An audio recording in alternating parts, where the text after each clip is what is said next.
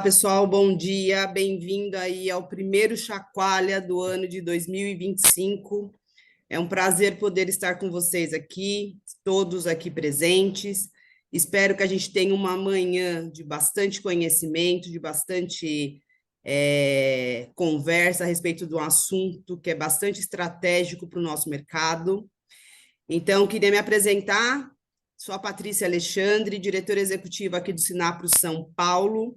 E hoje, para estar com a gente nesse Chacoalha, a gente tem aqui o nosso parceiro, Anderson Rabachini, da MGR, que é especialista aí na área financeira. E a gente tem um convidado ilustre. A gente estava conversando aqui um pouquinho, então queria apresentar a todos vocês o Antônio Calil, que é uma sumidade no assunto, está no mercado aí há quase 50 anos, e a gente vai poder trocar essa experiência junto com eles aqui.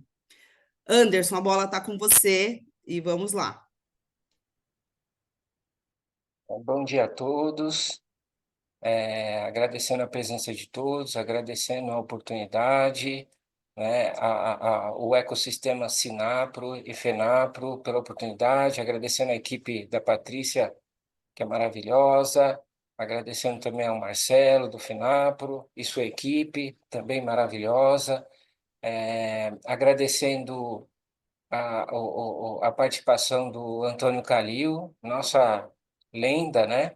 Nossa referência aí do mercado, participando hoje desse trabalho, dessa apresentação, agradecendo, muito feliz com a oportunidade de trazer com muito carinho, com muito zelo. Eu e o Antônio preparamos essa apresentação para vocês, né? Espero que vocês gostem. No final, vamos abrir para perguntas, para tirar dúvidas, para qualquer conversa que a gente possa ter rapidamente ali no final, né? Então, a intenção aqui é compartilhar um conhecimento bacana, um conhecimento por nossa experiência na prática, do que deu certo, para ajudar o segmento, tá? Então, obrigado a todos aí pela oportunidade, muito feliz por estar aqui com vocês hoje. Eu vou começar a compartilhar a apresentação e aos poucos a gente vai falando sobre os temas. Ótimo. Só para a gente dar continuidade e Opa, alguns recadinhos. Fiquem à vontade para usar o chat e o Q&A para fazer as perguntas durante a apresentação. No final, a gente vai tentar esclarecer todas elas. A gravação será disponibilizada no final para os associados, então procurem os seus respectivos sinapros, que a gente vai poder estar disponibilizando para aqueles que quiserem, tá bom? Muito bom dia e bom painel para todos. Vamos lá, Anderson. opa, vamos lá.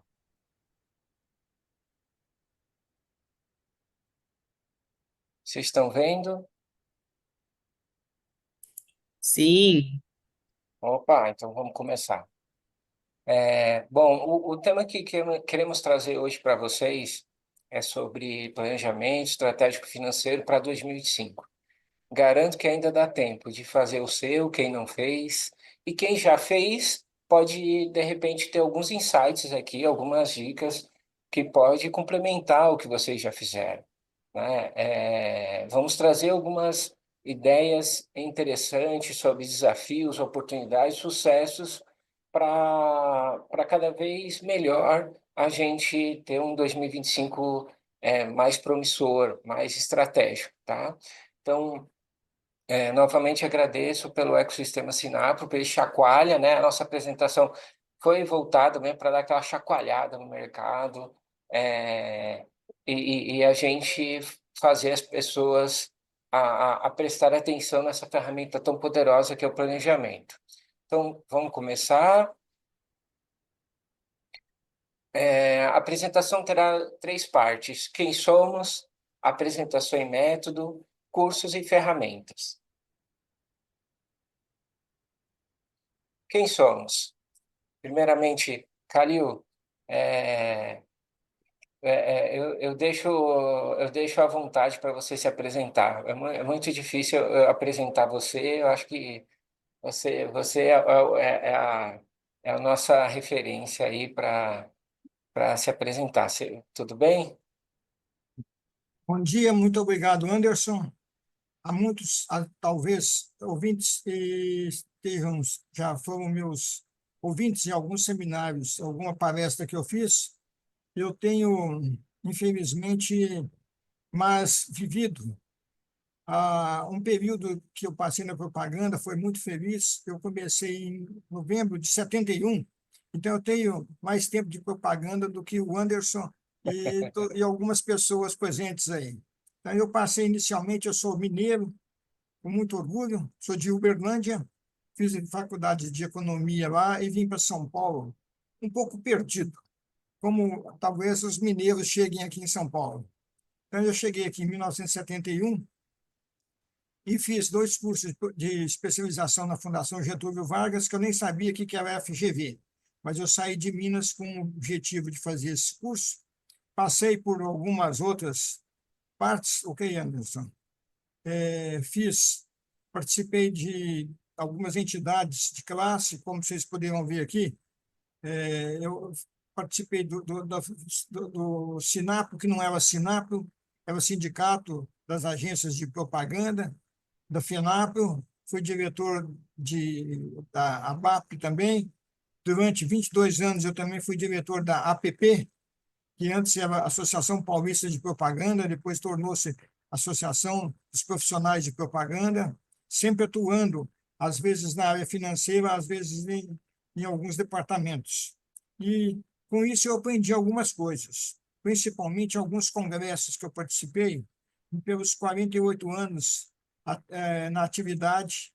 Eu não sou advogado, conforme eu disse, mas eu aprendi um pouquinho. O melhor aprendizado que eu aprendi também, que eu sei, é que você fazendo, porque só na teoria não resolve. Fazendo, eu vou passar algumas experiências que eu tive, algumas sugestões, e ainda participei de outros, Anderson, alguma outra entidade, né?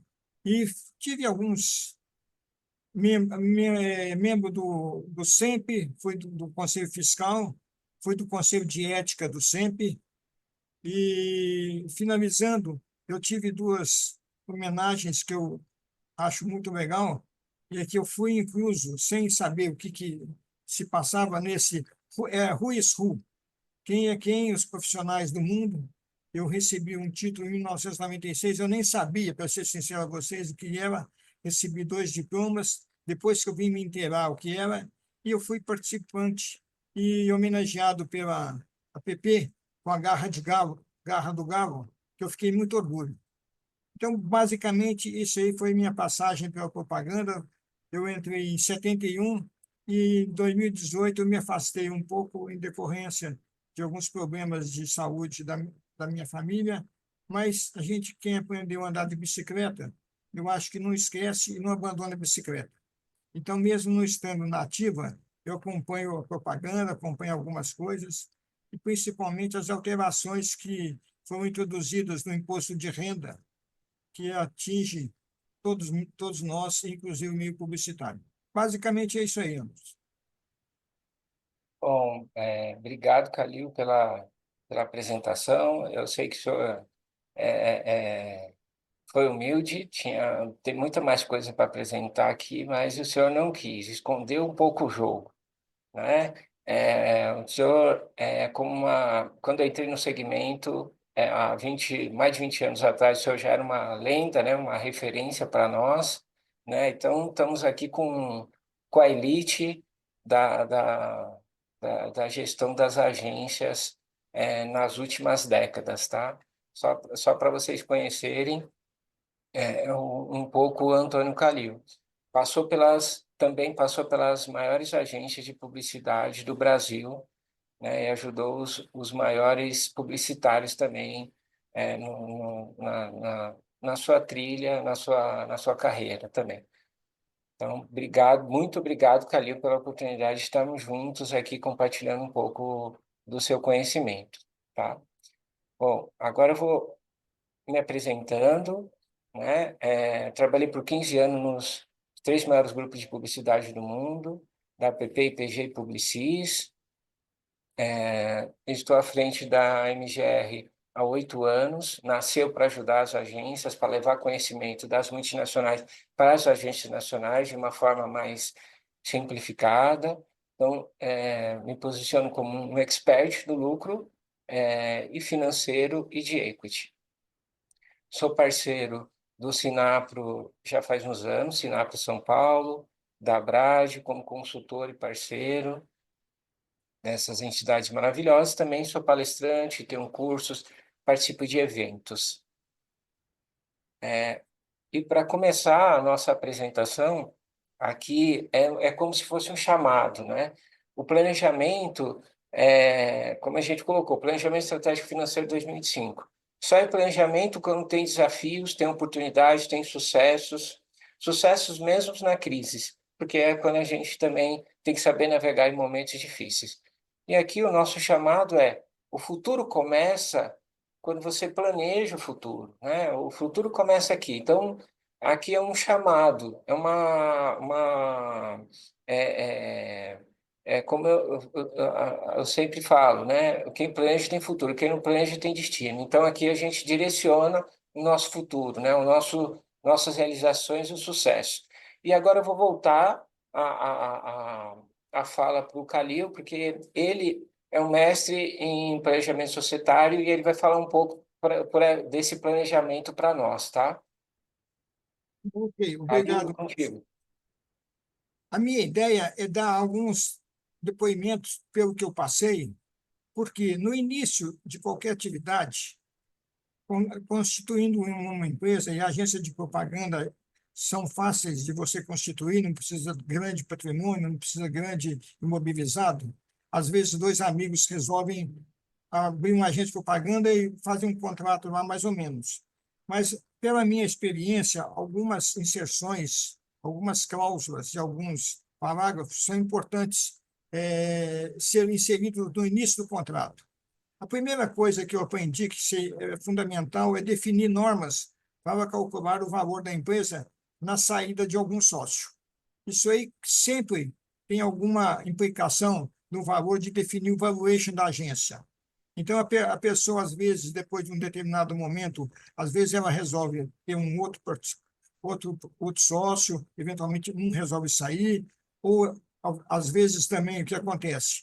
Acontece quando a agência é bem sucedida, que aparecem muitos valores, cifrões na frente, a postura e principalmente os interesses de cada sócio eles começam a desvirtuar. Então, eu acho que esse primeiro item, definir as normas para que um sócio saia, é fundamental. Então, defina-se a participação do sócio, as condições de pagamento, isso tudo deve ser definido entre as pessoas. E, dentre alguns desses itens, uma coisa importante que eu acho também é na saída de um sócio, normalmente um sócio sai e, às vezes, ele quer ir para um outro concorrente. Então, é importante que se coloque o non-competition por um determinado período, principalmente, em especial, pelo período que ele está recebendo, porque, normalmente, um sócio, quando sai de uma sociedade, eu não conheço nenhum sócio que sai e receba tudo à vista. Então, as condições são inúmeras, eu não vou enumerá-las aqui, depois, se quiserem, a gente bate um papo a respeito. E o que é pior é se o sócio não tivesse no competition, ele sai, atravessa a rua, entra numa outra concorrente e passa a competir. Anderson, em É frente. isso aí. Então, continuando, é fundamental, na minha opinião, pelo que eu passei, normas para distribuição de dividendos. Num determinado momento, pode ser que a empresa comece a ter alguma disponibilidade de caixa e algum sócio queira de imediato já ter uma participação. Às vezes, por necessidade, por um status, eventualmente ele quer fazer algum investimento e ele quer distribuição de dividendos naquele momento. Se não tiver uma norma para que esse dividendo seja distribuído, começa já a ter um desencontro entre os sócios. Principalmente, um quer e o outro não quer. E aí eu abro um parênteses e dou uma dica. Se eventualmente não tiver uma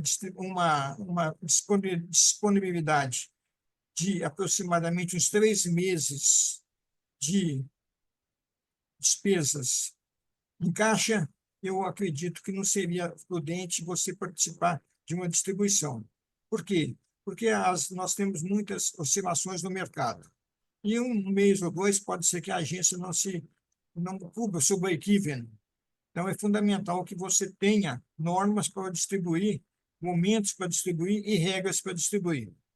Em frente, nós podemos também ter outros detalhes também, que sempre que um sócio sai, ou ele está na sociedade, eu tenho por norma de sugerir que o sócio não pode ser nenhum fiador, nem avalista de terceiros, de estranhos, fora da sociedade. Por que isso? Eu não sou advogado, mas já participei de momentos tristes que o sócio tornou-se fiador, avalista de um amigo, o amigo não foi bem e ele teve que vender uma participação da sociedade para poder honrar aquilo. E eu até confidencio a vocês que eu tenho uma holding pessoal e tenho 3 filhos, graças a Deus. E, nesse momento, os 3 filhos são sócios da holding. E na holding tem uma cláusula de que nenhum dos sócios podem ser fiador, avalista ou garantidor de qualquer coisa, mesmo que seja para o irmão, para um amigo, para um parente, se não for para um fim exclusivo da sociedade. Então, até na minha vida pessoal, eu coloquei esse impedimento de que meus filhos e eu, nós somos impedidos de ser avalistas e fiador de qualquer negócio estranho à sociedade. Ok, Anderson. Quarto item, que eu acho importante também, é definição clara das funções de cada sócio. Porque, às vezes, um sócio que entrar na parte financeira chega lá e fala para o diretor financeiro: olha, eu preciso hoje de uma distribuição de X. Aí, quando o diretor financeiro tem autonomia, ele tem liberdade para dizer não. Mas quando ele não tem essa autonomia, as coisas começam a ficar um pouco chatas, porque o funcionário ele é pressionado e, se ele não atender, vai ficar ruim a situação dele.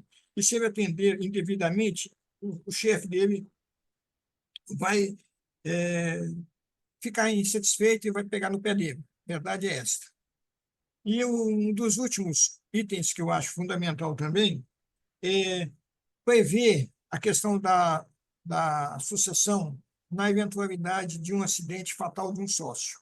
Nós já tivemos casos de que famílias inteiras, às vezes, e eu não vou citar aqui, mas houve o caso de um presidente de uma empresa muito grande, e ele foi passar o final do ano numa praia do Nordeste e estava no seu avião. O avião caiu e a família toda faleceu. E conto um detalhe para vocês aqui. A questão da distribuição do patrimônio dessa família, como que fica? Eu não sabia e acabei ficando sabendo logo no início que eu entrei na propaganda. Existe uma coisa interessante. No caso dessa família, teve que um perito, e tem pessoas especializadas nisso, que fazem uma autópsia definindo, mesmo num acidente fatal, quando o avião cai, por exemplo, fica difícil de saber quem faleceu em seguida, qual foi o último a falecer, o marido ou a esposa. Então, o último que falece, todo o patrimônio do casal passa para a família dessa pessoa que faleceu um segundo, um 12º depois do que faleceu primeiro. Então, nesse caso aqui, eu acho importante colocar que, na eventualidade de um acidente, como que vai ser feita o repasse, se o sócio remanescente compra e paga para os herdeiros da família, no caso, quando há, e principalmente que ele pode ser até que já eu presenciei que, no caso de sucessão, o sócio faleceu acidentalmente e quem queria entrar na sociedade era o genro. E o genro não é uma pessoa benquista pelo sócio remanescente. Então, eu acho que é importante esclarecer todos esses pontos para que não haja um acidente de percurso e depois, sempre que há uma discussão entre sócios, na minha opinião e na minha vivência, quem tem a perder apenas é a sociedade. E nós, como executivos da sociedade, temos que defender a sociedade. Eu não vejo e não corroboro e nem endosso que todos os funcionários têm que defender o patrão. Não, eles têm que defender a sociedade, porque o nosso patrão é a sociedade. Pode ser que, às vezes, as pessoas não concordem, mas eu tive isso como filosofia, sigo isso, e mais importante que tudo, é que eu acho que quem nos paga é que nós temos que atender. Por enquanto, eu queria participar muito rapidamente disso aqui. Fico muito feliz de voltar a estar. O Anderson, que é um especialista em números, ele vai falar depois, se eventualmente a gente puder participar de alguma orientação, alguma experiência, ele teria o maior prazer e voltarei ao final para mais um highlight muito rápido da minha apresentação. E depois vamos bater um papo se tiver alguma curiosidade, algum esclarecimento adicional a respeito. Obrigado, Anderson. Vamos em frente. Obrigado, Paulo. Legal. É muito importante esse planejamento societário, como o Calil falou, porque com os anos muitas coisas vão acontecendo e é uma forma de proteger a sociedade. É o planejamento societário. Já prevê muitas situações. Isso ajuda todo mundo. Tem detalhes com mais profundidade, que não dá tempo na apresentação, mas isso faz com que o negócio fique mais blindado e com a sua perpetuidade mais garantida. Bom, agora vamos falar sobre a visão de um CFO, a visão de um consultor financeiro, né? Que ele faz a pergunta aqui, orçamento para quê, né? Por que esse orçamento, né? Para que fazer um orçamento? Então, surge uma outra pergunta, né? Sua agência está preparada para bons momentos? Para montar um orçamento, você já tem que responder essa pergunta. Se sua agência está realmente preparada para aproveitar os bons ventos que o mercado pode trazer para você.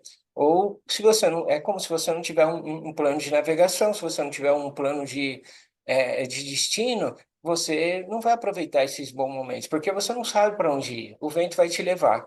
Então, com isso, a gente vai fazendo algumas perguntas, né? Planejar o seu lucro.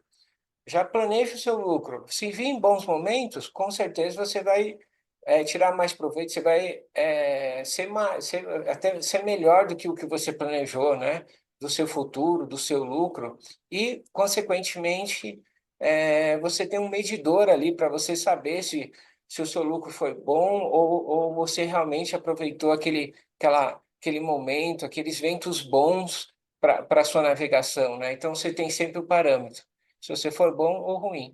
Então, é aproveitar os bons momentos, é aproveitar os bons ventos, né? É você ter uma alta performance nesse momento. Então, é para isso que serve um orçamento, para aproveitar os bons momentos, para você colocar as suas metas. E também tem um contrário, a outra pergunta também. Sua agência está preparada para momentos graves de dificuldade? Você está se preparando para crises econômicas que acontecem no nosso país, crise política, crise internacional, então, crise do segmento, isso ajuda em várias frentes, né? A redução de perdas. Você, quando se identifica uma dificuldade, uma crise, uma tormenta, você, com uma visão anualizada, que é a visão do orçamento, você já consegue se preparar, você já consegue reduzir as perdas, reduzir recursos, né? Antecipar soluções. Não espera o meio do ano para ter um problema. Você pode já resolver em março, você pode resolver antecipadamente para evitar aquela perda, se preparar para aquele momento difícil. Então, é uma rápida adaptação sob ventos não favoráveis. Então, isso é o objetivo para fazer um orçamento. Essa visão estratégica macro, né, tanto o planejamento societário quanto o planejamento financeiro dessas visões macros, é onde a gente consegue buscar uma performance melhor e responder essa pergunta. É por isso que eu quero fazer um orçamento para minha empresa. E aqui, de novo, o chamado, né? O futuro começa aqui. Quem planeja tem destino. Quem não planeja, quem planeja tem futuro, tem lucro, e quem não planeja tem destino. E pode acontecer de sofrer mais com as tormentas. Então, continuando com a visão aqui, tá? Do consultor, do CFO, versus as agências dos grupos versus planejamento financeiro. Só dar um insight para vocês como essa ferramenta é usada no mundo, e é uma das maiores no mundo, né? É a mais usada no mundo. Então, quando você está dentro de um grupo, você já fez o orçamento, você faz o orçamento do ano seguinte em agosto e setembro do ano anterior. Agora, em janeiro, você faz algum ajuste se necessário, mas a equipe toda já sabe onde a gente quer chegar no final de 2025. E mesmo sem ter começado 2025, então tem como se preparar antes. E além disso, é chamado em um grupo específico, é chamado de compromisso, né? Por ele ser tão importante, commitment, é chamado de compromisso. Não é nem orçamento, não é nem budget, é compromisso, commitment. E durante tem a periodicidade também da revisão, justamente para você se alinhar ali. Se tem alguma coisa grande acontecendo, você faz um reforecast em março, em junho, em setembro. E em época de crise, esse orçamento é anual, é mensal, justamente para reduzir as perdas, para você se posicionar melhor naquele ano, né? Para o ano ser bom. Então, é um compromisso sagrado do CFO, do CEO, sempre serão. E por quê? Porque eles sempre serão cobrados até o término do ano sobre aquele orçamento que ele fizeram juntos, né? Então, uma ferramenta muito usada, é a mais usada no mundo. Tudo é planejamento, 70% planejamento, 30% execução. Tudo é pensado anualmente, uma visão ampla, ou às vezes de um ano, 5 anos. Tudo é feito com uma visão ampliada. Tem que ter um profissional experiente para ajudar nesse mecanismo. Tem que ter técnica, tem que ter método. Onde as maiores decisões são tomadas, né? Não é no meio do ano, é no começo, e é feito muitos acordos, né? É a mudança de padrão da agência, ela se alinha de um ano para o outro. Então, são feitas negociações, acordos também, é um plano de ação, né? Tanto qualitativo quanto conteúdo de conceito, quanto de números também, qualitativo e quantitativo. Estratégico, né? Um cenário, né? Só é estratégico quando a gente vê várias possibilidades, cria vários cenários e escolhe um. Só é estratégico dessa forma. Não é só fazer um planejamento financeiro, um orçamento. Tem que criar cenários também. Tem que ter uma estrutura adequada, né? Uma ferramenta adequada. Tem que ter indicadores de performance comuns do mercado. Tem que fazer um pouco de um benchmark também para ver se você está mantendo a sua alta performance, como é que está a sua concorrência no mercado, histórico de anos anteriores para você está melhorando ou você está mantendo o mesmo, né? Então, é bom olhar os anos anteriores. E aqui só uma noção, né, de como que funciona essa ferramenta no grupo. Nos grupos, nas empresas que estão nos grupos no mundo inteiro, né? Como os grupos lá que a gente já conhece. Todas, é a ferramenta mais importante e é 100%, todos fazem. Né? Nas agências nacionais, inclusive, principalmente no Brasil, pouquíssimo usada, é muito pouco usada, é 10%.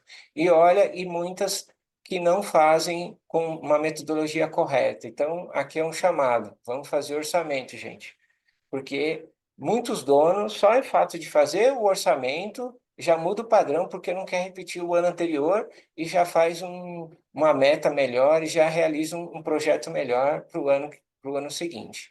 Então, aqui eu vou trazer um pouco rapidamente uma análise SWOT para vocês, que é como você construir um conceito, um planejamento conceitual dentro da sua agência, né? Então, na primeira parte aqui, a análise SWOT, ou FOFA, SWOT americano, e FOFA análise, né?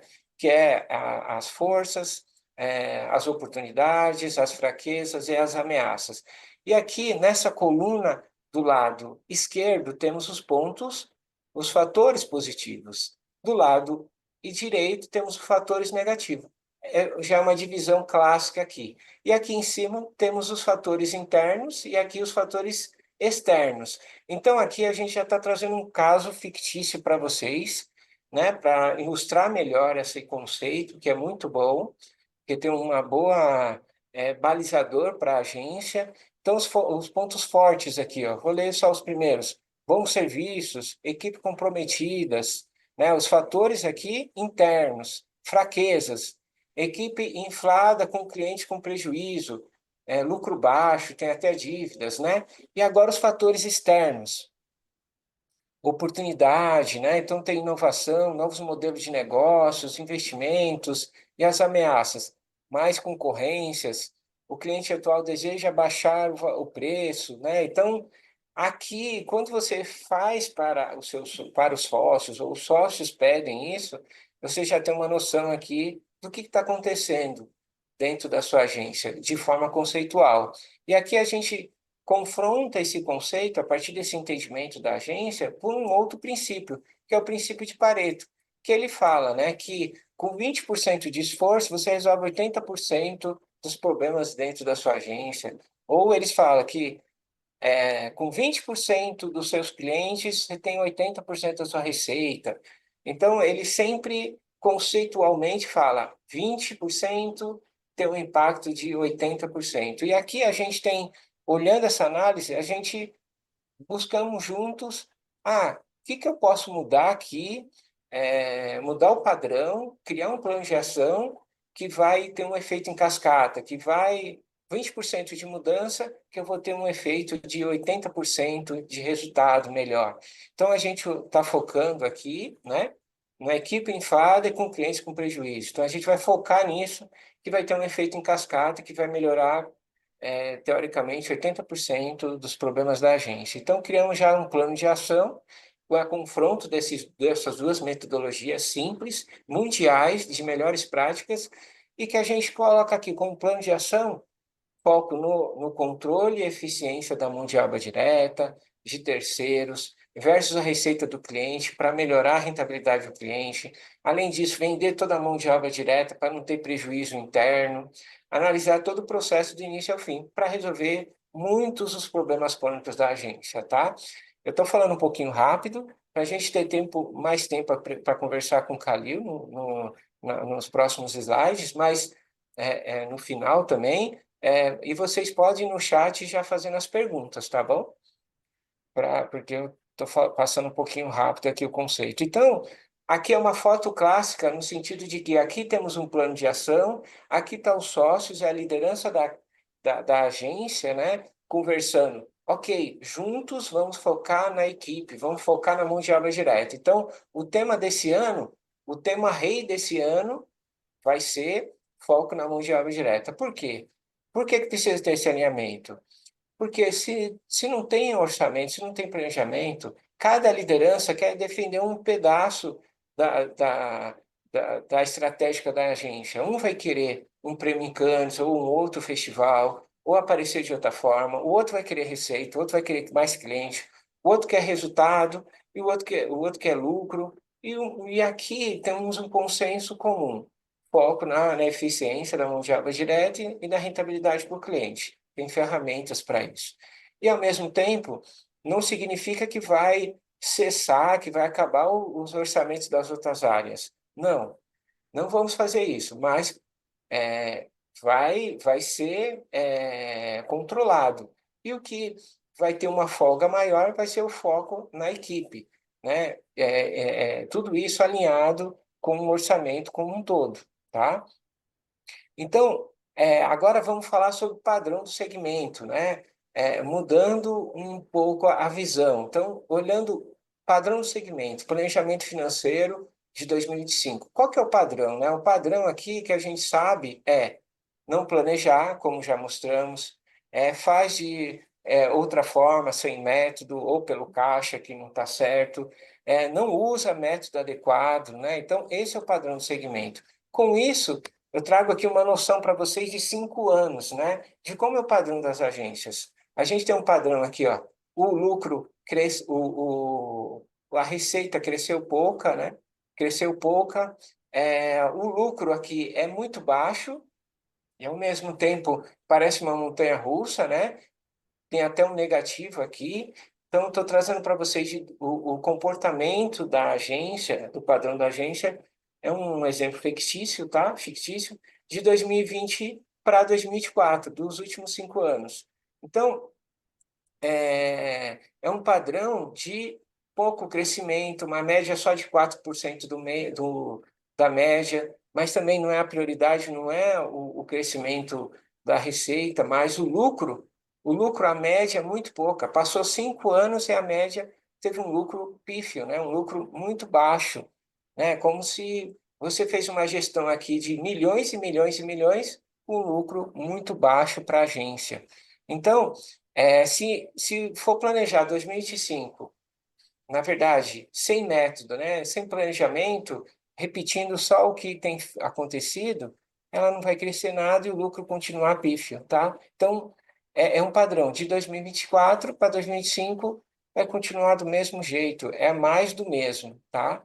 Então, é um padrão que acontece nas agências. O que a gente quer, não faz ou sem método, fica como um destino, né? Fica sem um direcionamento à empresa. E aqui a gente quer trazer uma mudança de padrão, né? Então, quando a gente coloca uma mudança de padrão, com método adequado, com inteligência financeira, tem um pouquinho de desafio, tem um pouquinho de factível, tem uma meta, um resultado, com certeza já muda o padrão. Porque quando você faz o orçamento, o próprio dono já fica incomodado para mudar. E quando você está num grupo, se você manda um orçamento igual aos anos anteriores, o seu orçamento é recusado.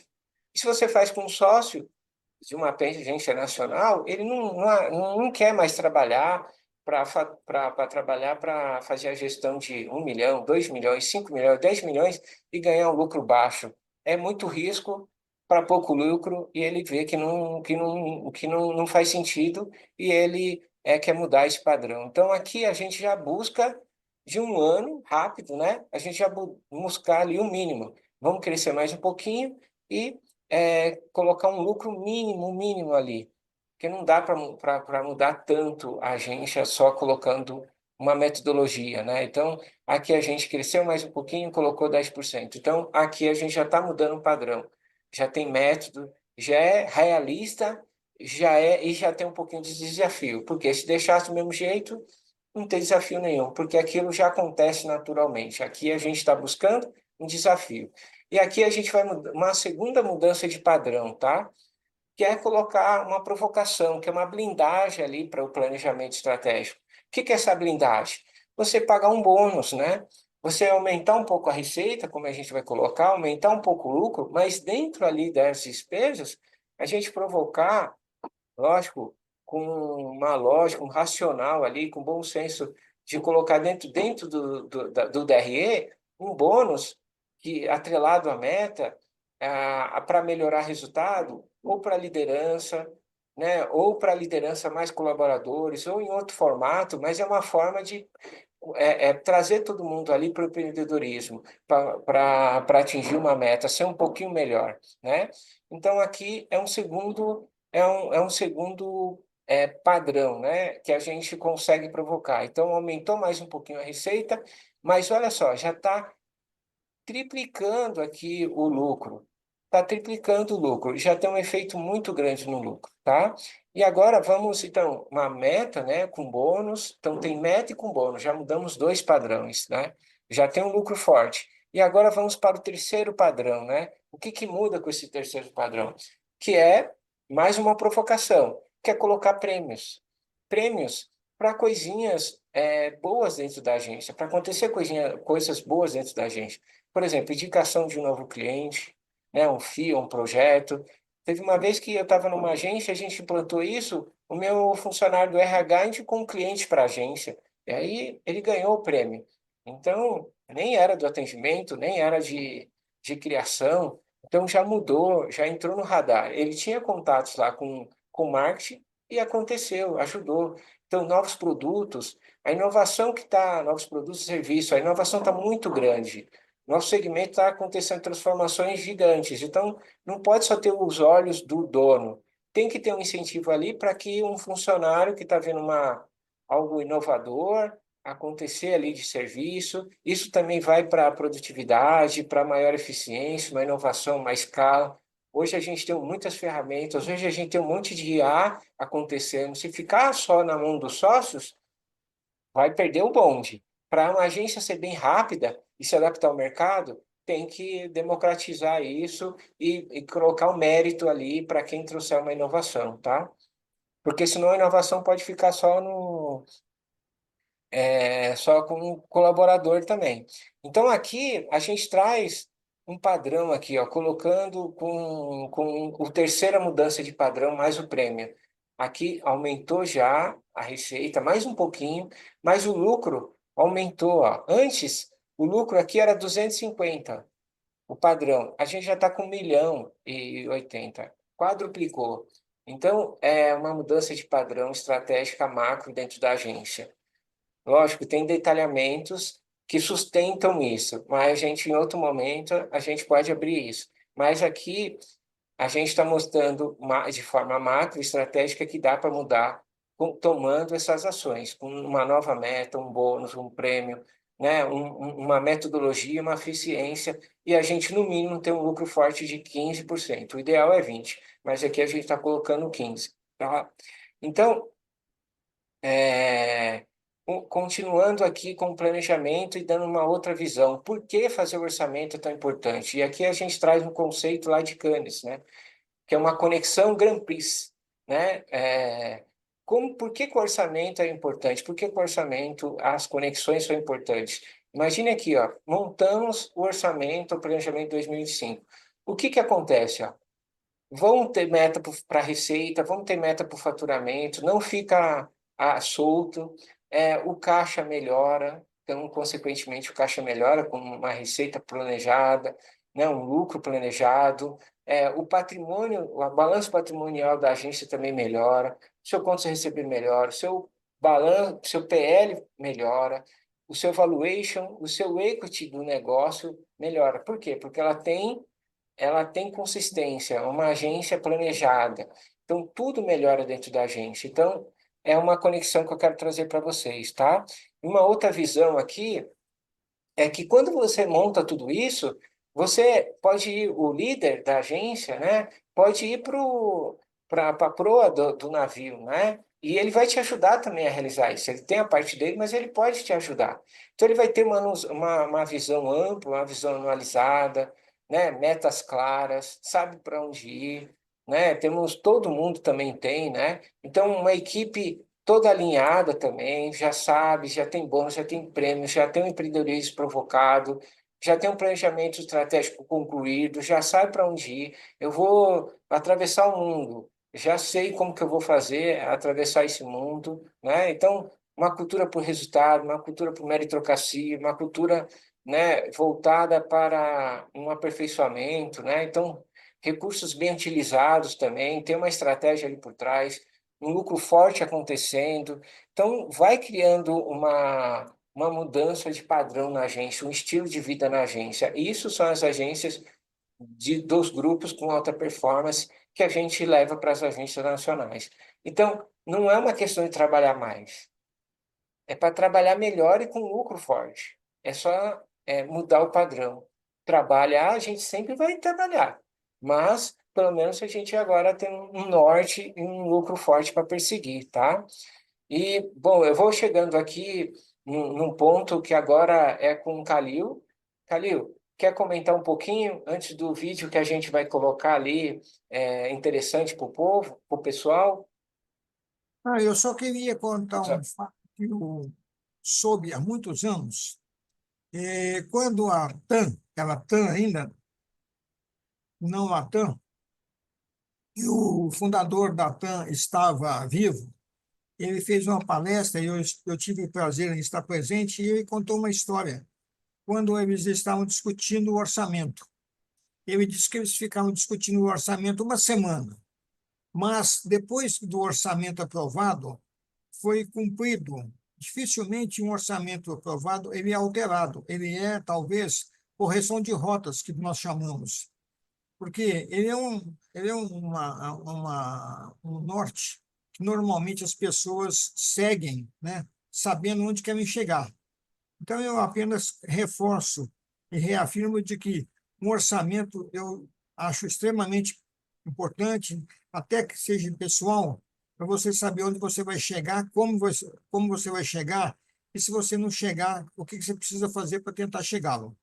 Então, eu queria só mencionar isso, essa palestra que eu ouvi do ex-comandante Rolim, que foi fundador da TAM, e ele deixou bem claro isso, de que o orçamento da TAM teve uma época que demorava uma semana para definir, mas depois que definir, foram feitas pequenas rotas de correções durante o ano em questão.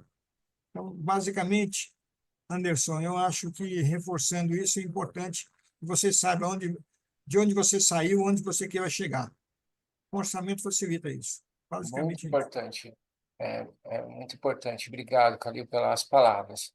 E quer falar um pouquinho sobre o vídeo que vamos colocar, sobre as Não, moedas? eu tomei a liberdade de inserir um vídeo de 6 minutos rápido, que eu acho importante para vocês que são novos na área financeira e possivelmente onde nós poderemos chegar.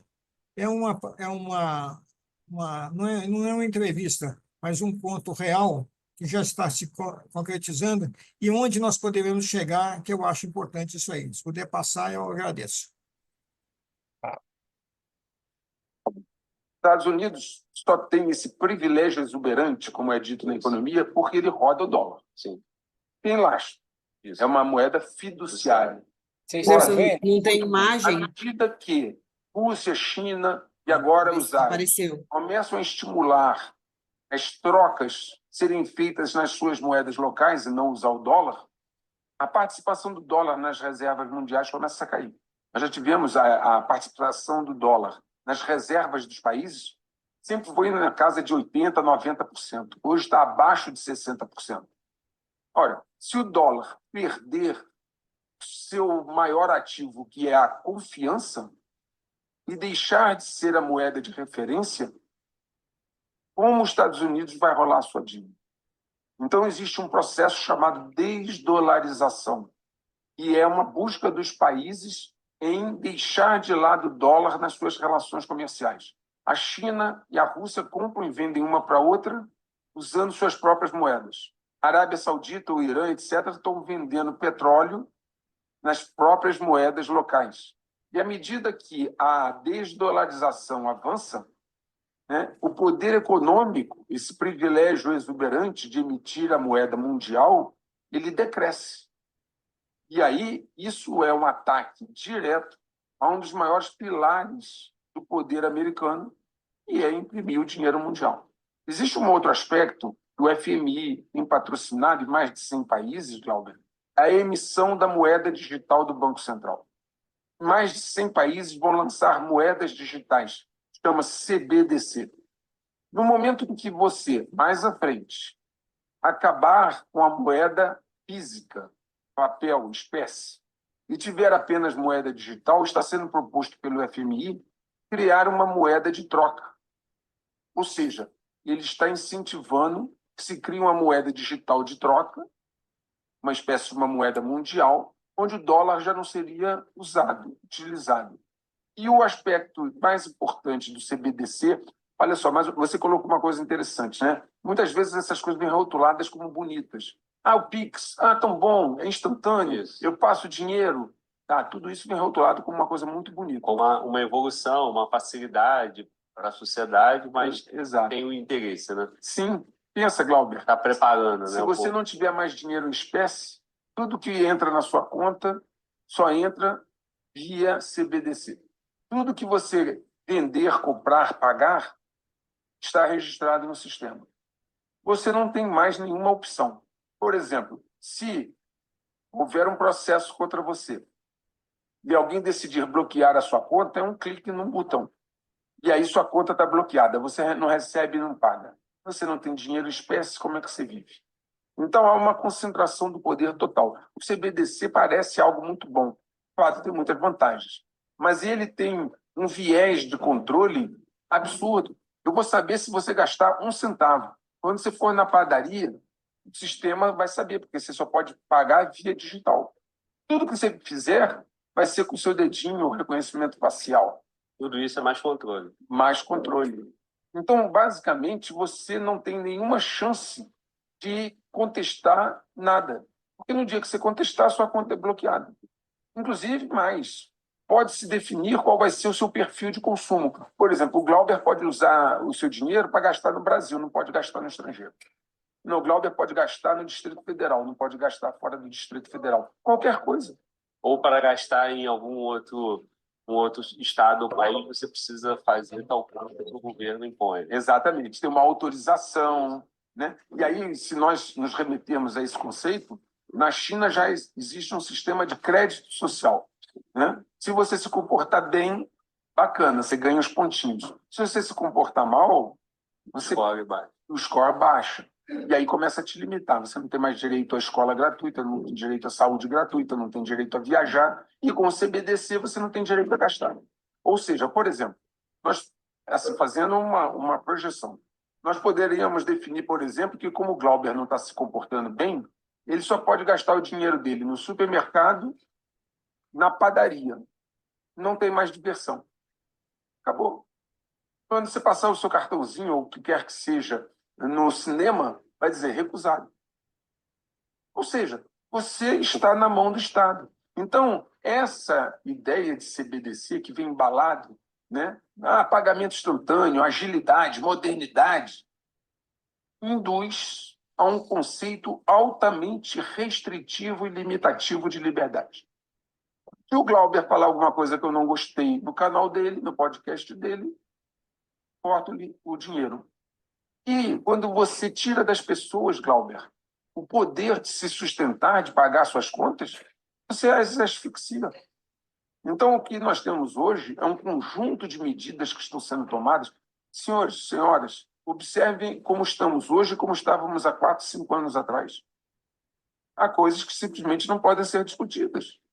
Há coisas que não podem ser ditas. Você pode se expressar desde que seja da forma A, B e C. Se você se expressar da forma Y... Agora, o grande problema é o seguinte, o alcance para te punir hoje não é tão grande. Mas com o CBDC e outras medidas, você está completamente na mão do Estado.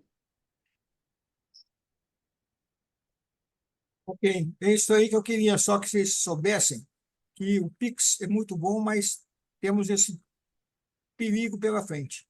É isso aí, pessoal. Obrigado. Opa, vamos chegando ao final, tá?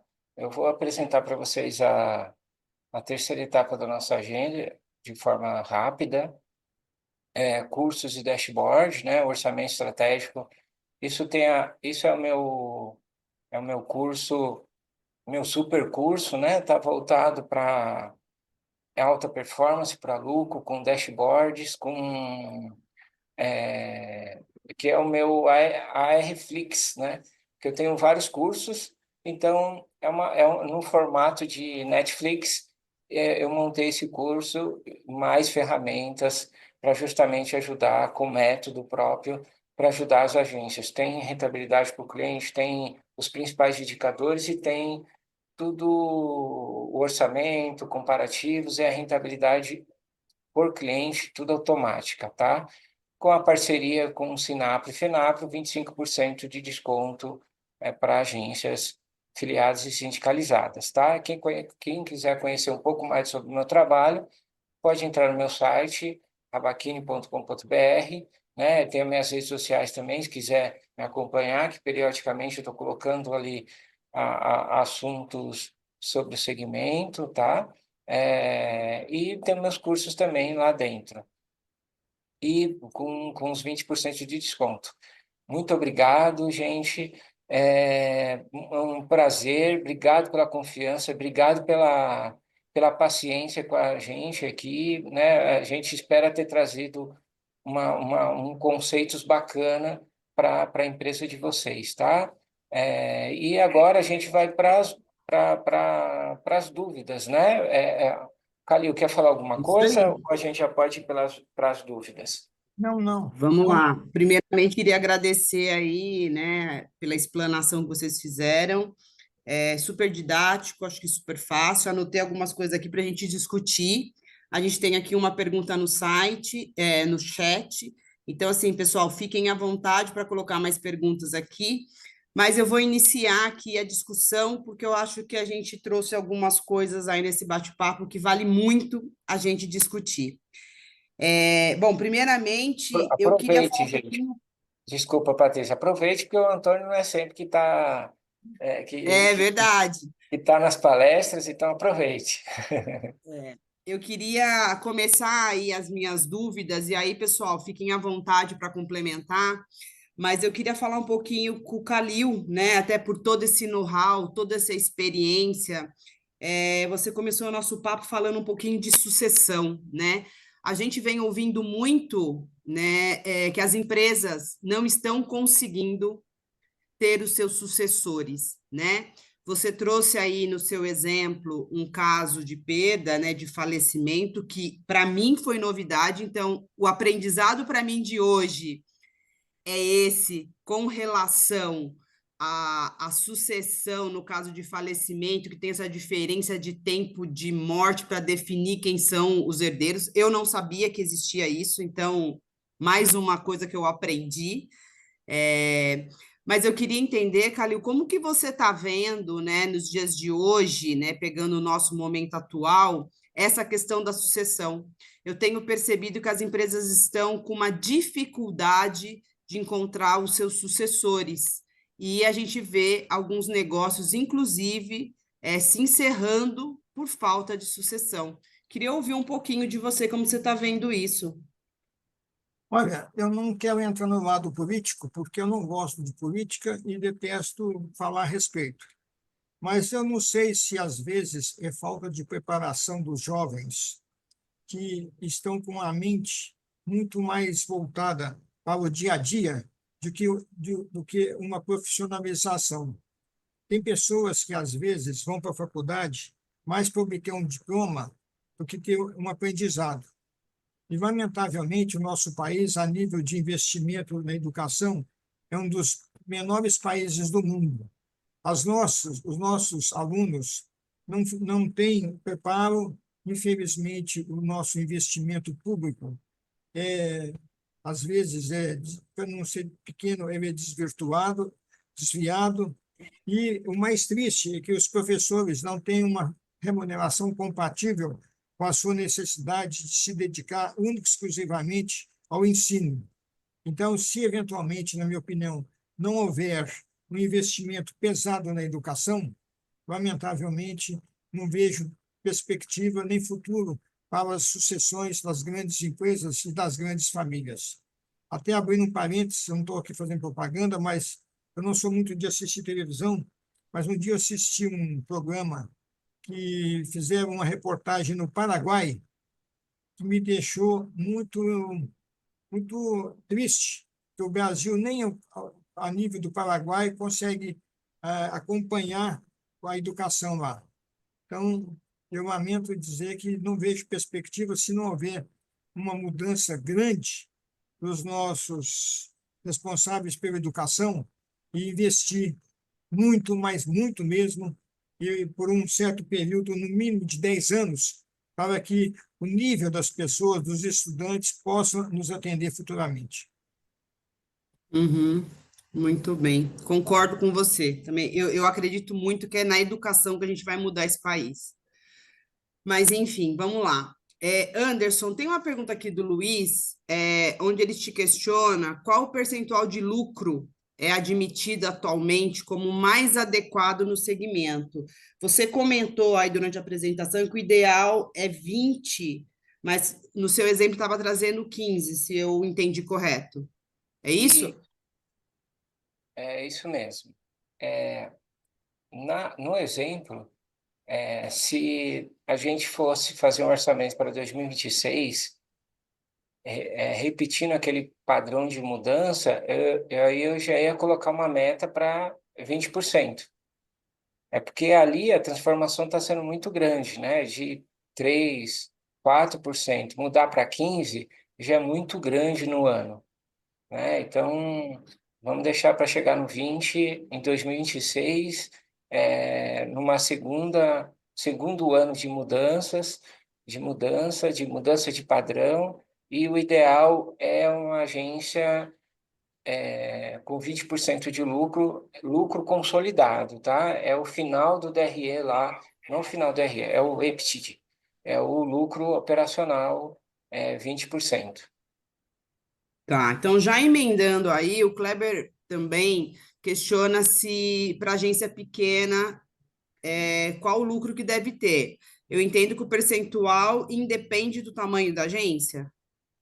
Isso, independe, é, porque o 20% no lucro operacional, o que que acontece? Tem um lucro operacional, Calil, depois se você quiser acrescentar, fica à vontade, tá? Complementar o que eu estou falando, pela sua experiência. 20% de lucro operacional significa que, às vezes, você tem que pagar um pouco de imposto sobre o lucro. Então, vai sobrar um pouquinho, vai tirar um pouquinho aqui desse lucro de 20%, porque eu não estou falando do lucro líquido, eu estou falando de lucro operacional. E esse lucro operacional, ele, é, falo de 20% porque ele precisa ter um pouquinho de musculatura ali para investir o ano que vem. Para os sócios, tem muitas agências aí que paga, por exemplo, um bônus no final do ano para um 13º, um bônus no final do ano para os seus funcionários, e ele não tem uma retirada no final do ano porque ele não consegue, né? O bônus dele não consegue, então ele só tem o salário dele. Então precisa ter um pouquinho de musculatura esse lucro, por quê?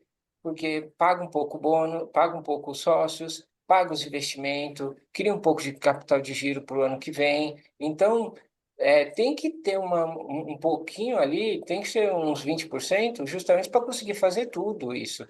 E fora os riscos também envolvidos. Então, tem que valer a pena. E os 20% é uma referência muito boa aí no mercado. E serve Ah, para tá bom. pequenas também, principalmente para pequenas. Se me permite, Principalmente, né? só um acréscimo que Lógico. definiu bem, que é o lucro operacional, né? Então, E isso. o lucro operacional depende exclusivamente da operação da empresa, não o lucro final, porque o lucro final depende de duas coisas que eu quero deixar bem claro. Primeiro, a receita e a despesa financeira não entram no lucro operacional, porque se às vezes os proprietários têm a filosofia de deixar um caixa alto, a receita financeira vai incrementar o lucro indevidamente. Ou pode ser o contrário, os sócios querem comprar um imóvel e os juros desse empréstimo serão altos. Então, é fundamental definir o que é lucro operacional para que defina a margem de lucro da empresa. E até para calcular a margem e proporcionar distribuição de bônus aos funcionários, eu acho que nem a depreciação e nem a receita e nem a despesa financeira devam fazer cálculo desse percentual. Só isso. Perfeito, perfeito, Calil. Eu já trabalhei numa agência assim que ela tinha muito dinheiro. E tínhamos que tirar o efeito do rendimento desse de muito dinheiro aplicado do lucro operacional. A gente tirava. Eu já trabalhei numa agência como consultor que a agência tinha muitas dívidas e a gente tirava o pagamento dessas dívidas do lucro operacional. A agência, ela não conseguia no primeiro momento pagar todas as dívidas, mas eu conseguia mostrar para os sócios que ela era viável pelo lucro operacional. Tirando as dívidas, ela operacionalmente era muito boa, ela dava lucro, só não conseguia pagar todas as dívidas com os 20%, aí tinha que financiar. Mas são conceitos diferentes, principalmente um conceito importante é separar as despesas pessoais da empresa. Do mesmo jeito que a gente está falando aqui de separar as receitas financeiras, como o Calil falou, e as despesas financeiras, tirar também as despesas pessoais para chegar no lucro operacional e conseguirmos fazer uma análise mais precisa se a agência tá bem ou não. Uma coisa que você trouxe durante a sua fala, que é bastante preocupante, vamos dizer assim, é que somente 10% das agências nacionais executam um orçamento. E aí eu fico pensando, né? Pegando aí, vou falar aqui de São Paulo, a gente tem no estado de São Paulo 9.000 agências,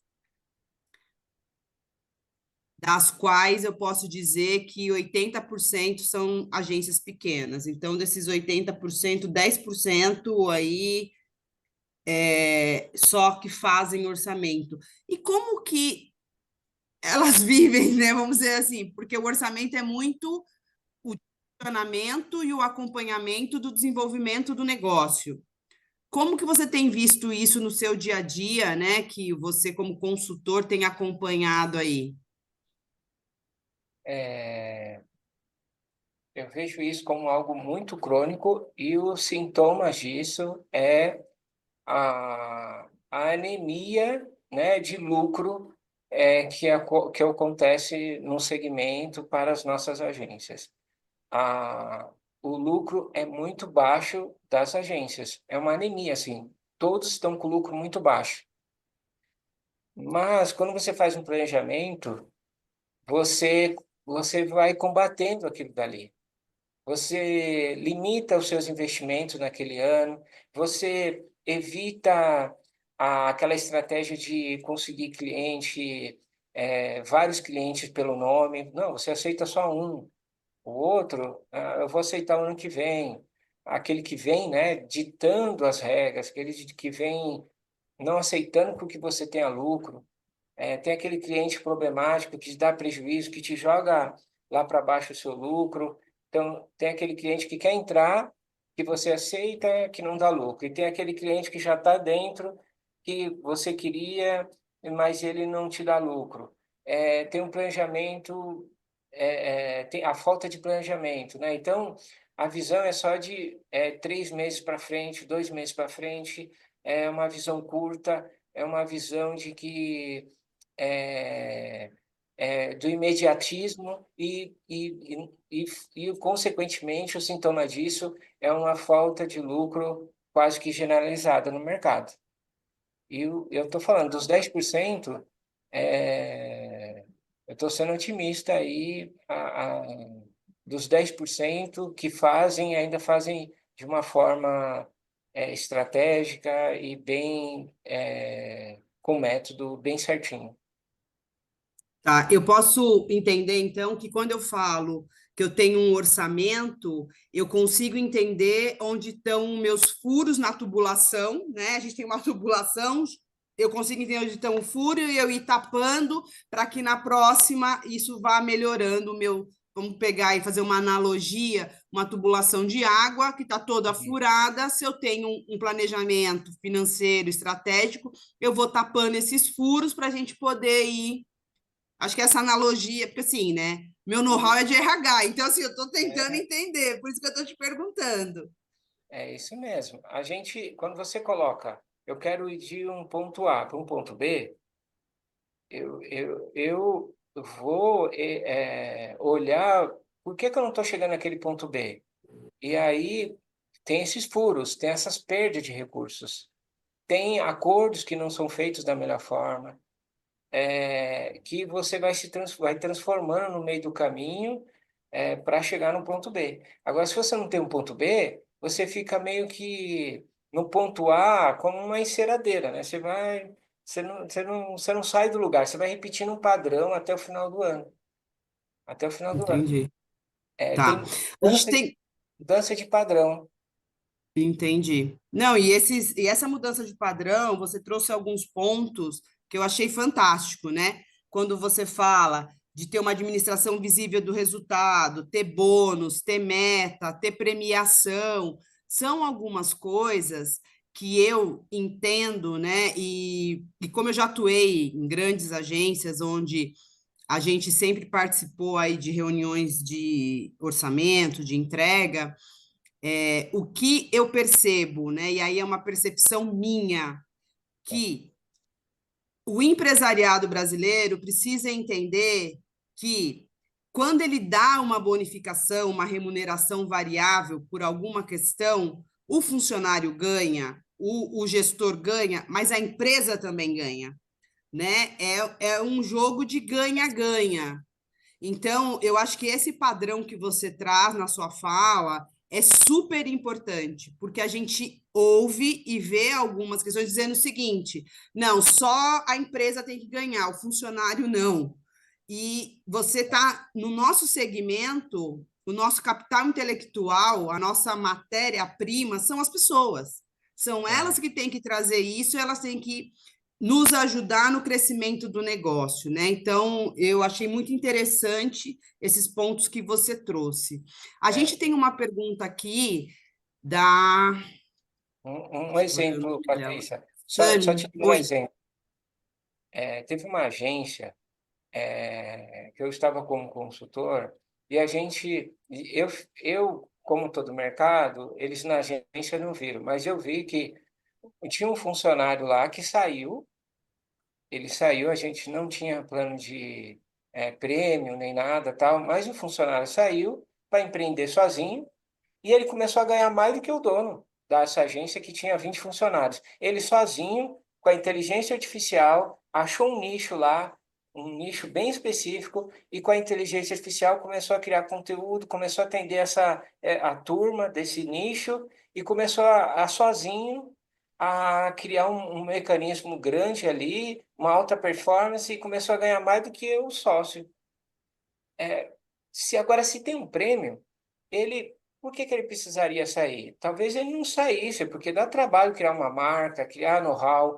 Não, ele embutiria ali dentro da própria empresa que ele estava, chegava para o dono e falava assim, ó, tem esse produto novo, tem esse serviço, eu consigo ganhar escala com ele, com o IA, vamos fazer aqui dentro o negócio?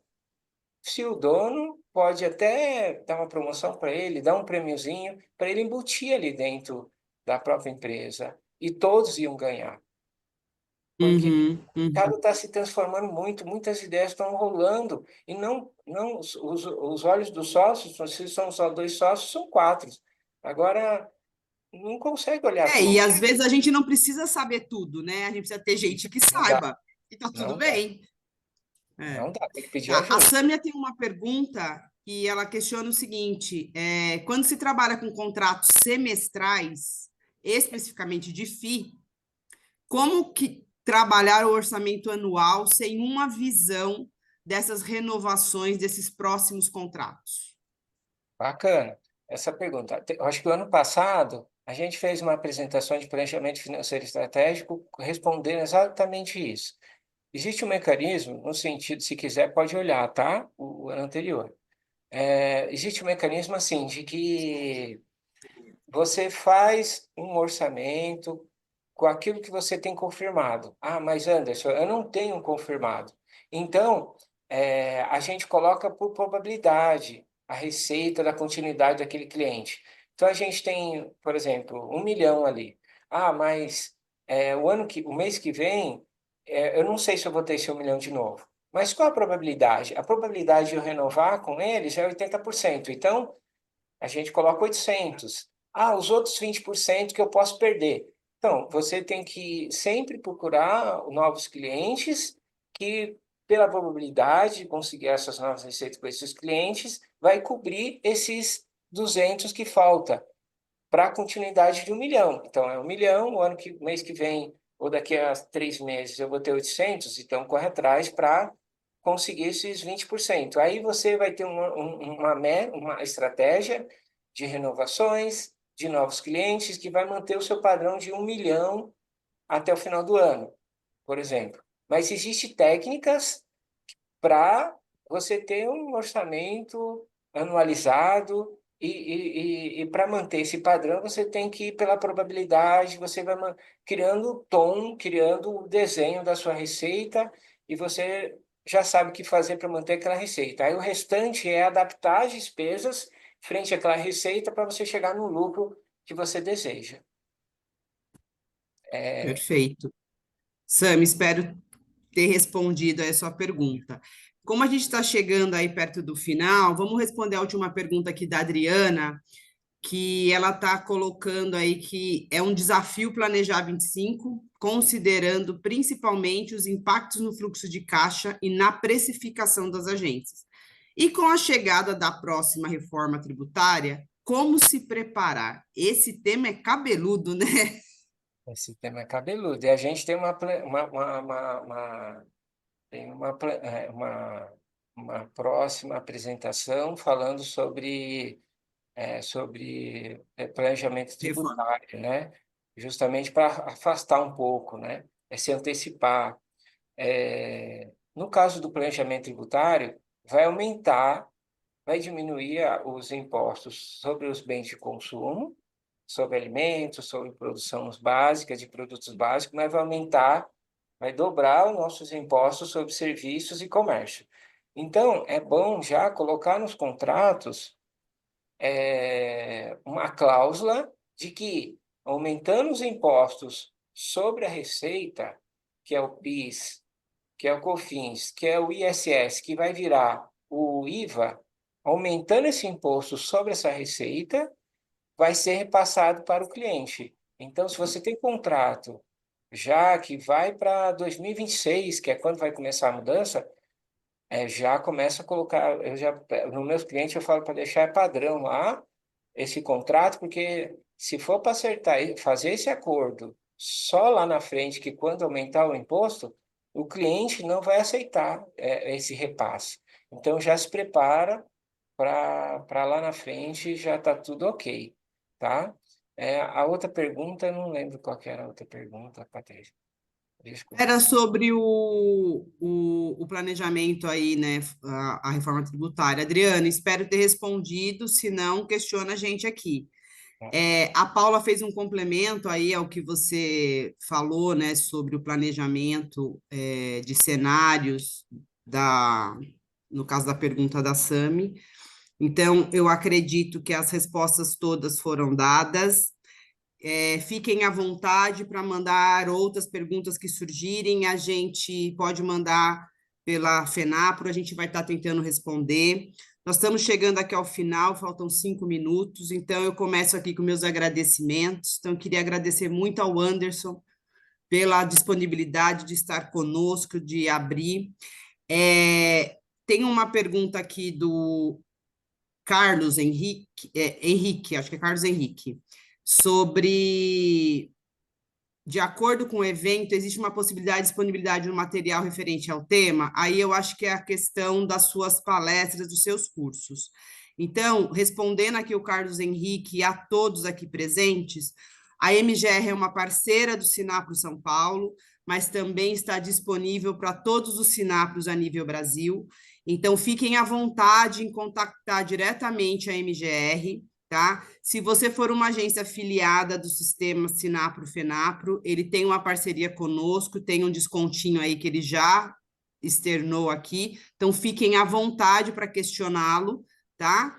E qualquer coisa, é só nos acionar que a gente vai estar aí com o maior prazer respondendo e direcionando vocês diretamente ao MGR, tá bom?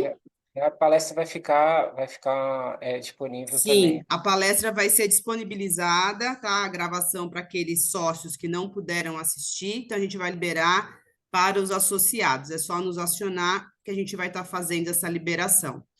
Então, eu vou encerrando com meu agradecimento de novo ao Anderson pela disponibilidade de tempo, de estar aqui conosco, de dividir aí seu conhecimento. Calil, prazer enorme te rever. Você está com a gente, dividindo aqui todo o seu conhecimento. Então, é sempre um aprendizado quando a gente conversa, né? A gente sempre aprende. Então, muito obrigado pela sua disponibilidade de tempo e de estar aqui conosco. Se vocês quiserem aí fazer as suas considerações finais e os agradecimentos, fiquem à vontade. Quero reiterar meus agradecimentos, a satisfação em poder estar em contato com o meio publicitário, por onde eu passei e fiquei 48 anos, e como eu disse, quando a gente aprende a andar de bicicleta, a gente não perde a prática e nem o vício. Então, eu acompanho a propaganda dentro dos limites possíveis e os meandros que ela nos surpreende no dia a dia. Muito obrigado, um abraço a você, ao agradecimento ao Anderson e principalmente a todos que me ouviram por 1 hora e pouquinho. Muito obrigado e felicidades. Obrigada. Gostaria novamente de agradecer, né, a todos pela confiança, pela paciência, né? Espero que a gente tenha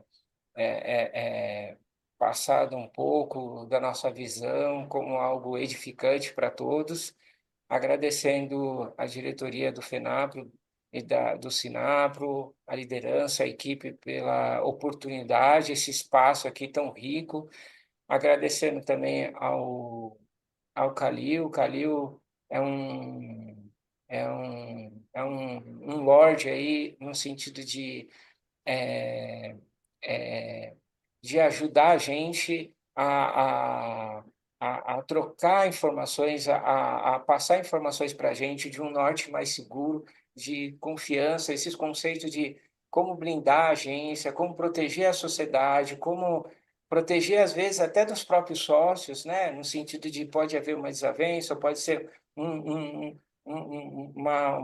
sentido de uma fatalidade, né, de proteger a sociedade, a generosidade dele de trazer conceitos nobres e de continuidade, isso é muito bom, né? Então, agradeço muito ter aceitado o convite, né, e essa oportunidade de a gente estar junto hoje aqui. Eu estou muito feliz de estar contigo e com todos aqui fazendo essa apresentação. Obrigado mesmo aí pela essa feliz oportunidade. É a primeira vez que a gente está fazendo uma palestra junto, eu fico muito